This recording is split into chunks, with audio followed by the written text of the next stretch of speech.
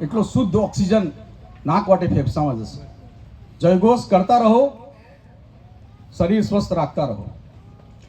હવે હું આ કાર્યક્રમને આગળ વધારીશ. ટૂંકમાં હું રાષ્ટ્રીય સેવક સંઘનો પરિચય આપીશ અને એક આ ચિત્ર છે,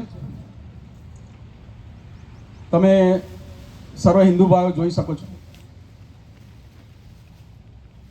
3 रंगों से रंगा तिरंगा, 3 रंगों से रंगा तिरंगा अपनी पहचान है, मिट जाएंगे इस देश के लिए ये हमारी पहचान है, मिट जाएंगे इस देश के लिए ये हमारा हिंदुस्तान है. આ ફોટો જોઈને તમને મનમાં કંઈક વિચાર આવતો હશે કે આ ફોટોગ્રાફ શું છે. આ ભારત માતાનું અખંડ ચિત્રણનું સ્વરૂપ છે. હું એમ કહું છું તમને આ ચિત્ર લાગતું હશે, પણ હું તમને એમ કહું છું આ ચિત્ર નથી, આપણું ચારિત્ર છે. આ આપણું ચારિત્ર છે મિત્રો. એની ભૌગોલિક પરિસ્થિતિ તમે જુઓ, ચારે બાજુથી સંરક્ષિત છે.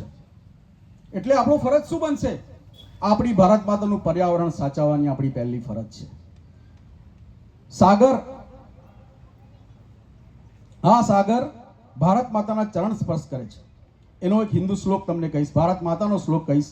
રત્નાકરા ધોતપદા, રત્નાકરા ધોતપદા હિમાલયા કિરીટિનીમ બ્રહ્મરાજર્ષિ રત્નાડ્યામ વંદે ભારત માતરમ. આ છે આપણું ભારત માતા.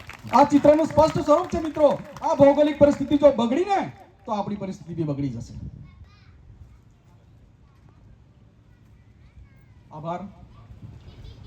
હવે રાષ્ટ્રીય સેવક સંઘ આપણે ઘણાએ સાંભળ્યું હશે. અમે હિન્દુ ભાઈઓ, હિન્દુ મિત્રો તમારે ત્યાં પત્રિકા આપવા આવ્યા પણ હશે.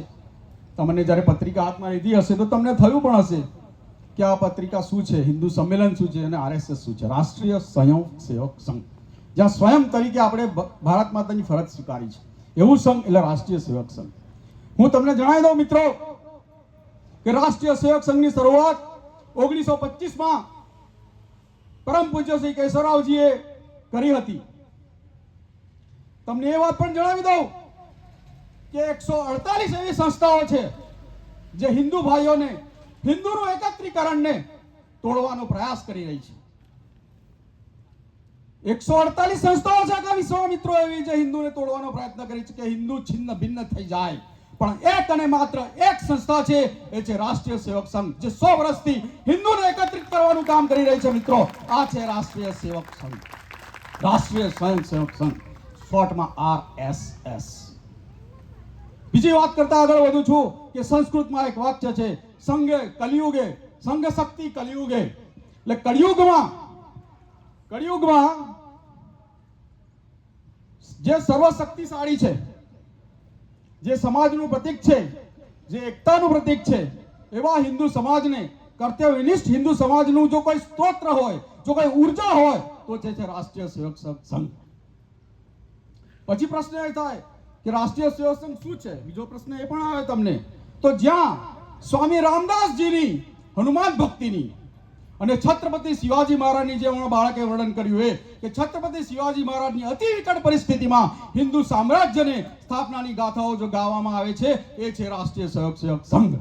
જ્યાં વાત થાય છે પૂજનીય ડોક્ટર કેશવરાવજીની, જેમણે વિશાળ હિન્દુ સમાજને એક છત્ર એક સૂત્રનું નારાથી સમગ્ર હિન્દુ સમાજને સંગઠિત કર્યા, એ છે રાષ્ટ્રીય સેવક સંઘ.